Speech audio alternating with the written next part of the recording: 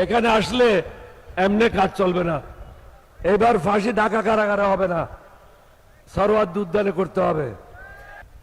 বর্তমান যিনি প্রধানমন্ত্রী তিনি হলেন আপনাদের দেশের জামাই। তার উদ্দেশ্যে আমি কিছু কথা বলতে চাই। তিনিও চান, আমরাও চাই একটা সুন্দর বাংলাদেশ, জবাবদিহিমূলক বাংলাদেশ।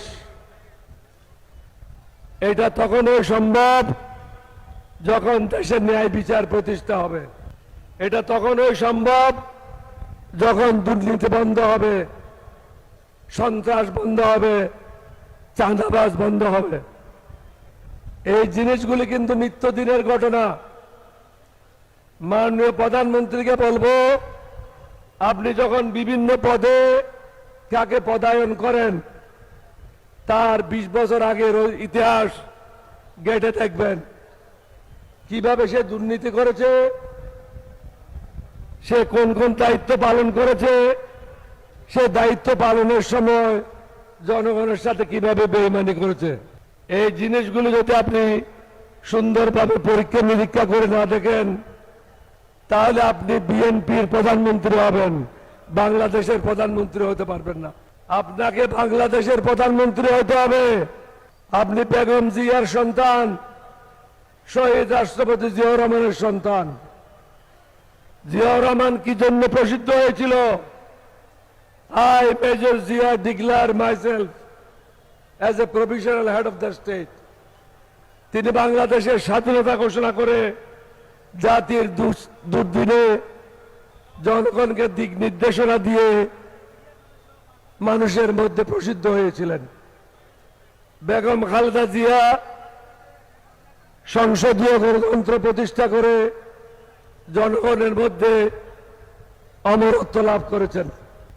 আপনি দালালদের কথা না শুনে, চাটুকারদের কথা না শুনে, নিজের বিবেক দিয়ে যে সংস্কারের কথাগুলি জনগণ বলছে এই সংস্কারগুলি করেন। আমি দুইটা মিটিংয়ে আগেও বলেছি, একটা বিষয় শুধু আপনার অসুবিধা হতে পারে, সেটা হলো একাধারে প্রধানমন্ত্রী, একাধারে সংসদের নেতা, একাধারে দলীয় প্রধান। আমাদের প্রস্তাব ছিল যিনি প্রধানমন্ত্রী হবেন তিনি দলীয় প্রধান থাকতে পারবেন না। এই বিষয়টা নিয়ে আপনি 11 দলীয় ঐক্যজোটের সাথে কথা বলেন, বাকি কোনো দফা নিয়ে কথা বলার প্রয়োজন নাই। আপনি এটা গ্রহণ করেন, গ্রহণ করে তা থেকে মুক্তি দেন। আপনি একটা জিনিস বুঝতে পারছেন না, জামাতের রাজনীতি 1975 সালের পর থেকে আমি গভীরভাবে পর্যবেক্ষণ করেছি। আজকে তাদের যে শৃঙ্খলা, তাদের দলের মধ্যে যে যেরকম ঐক্য, সশস্ত্র বাহিনীতে এরকম নাই।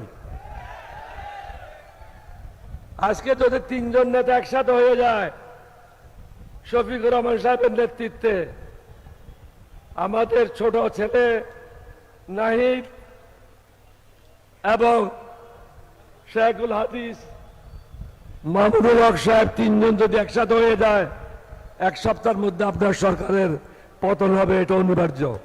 এটা ধরে রাখতে পারবেন না, কারণ তারা যে কোনো সময় 20 লক্ষ 30 লক্ষ লোকের সমাবেশ ঢাকাতে ঘটাতে পারবে।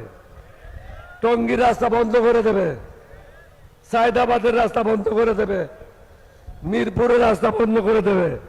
আপনি কোন দিকে দেশে থাকবেন? আপনাকে এটা বুঝতে হবে। আপনি অন্যদের দ্বারা প্রভাবিত হবেন না, দেশের মানুষের কথা চিন্তা করেন, দেশের মঙ্গলের কথা চিন্তা করেন। মানুষকেও চিরদিন বেঁচে থাকবে না, মানুষ বেঁচে থাকে তার কর্মের মাধ্যমে, টাকা দিয়ে নয়, পদ দিয়ে নয়। আপনি প্রধানমন্ত্রীর জন্য জনগণের মধ্যে বেঁচে থাকবেন না।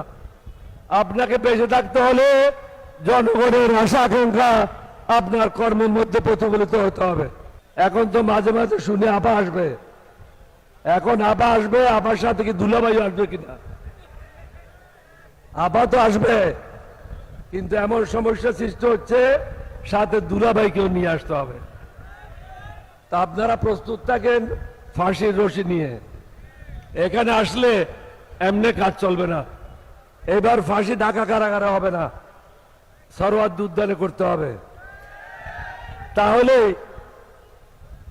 এই যে সুন্নতের কথা বলেন, ইসলামের কথা বলেন, কোরআনের কথা বলেন, কোরআনে কেন বলে হাত কাটে দেন? কারণ হাত কাটা দেখলে মানুষ মনে করবে এ চোর, অপরাধী, বাকি লোকেরা আর চুরি করবে না, অপরাধ করবে না। আমাদেরকেও সরওয়ার্দী উদ্যানে নিয়ে এই বদমাইশদেরকে পিটাইতে হবে, তাহলে দেশ ঠিক পথে যাবে।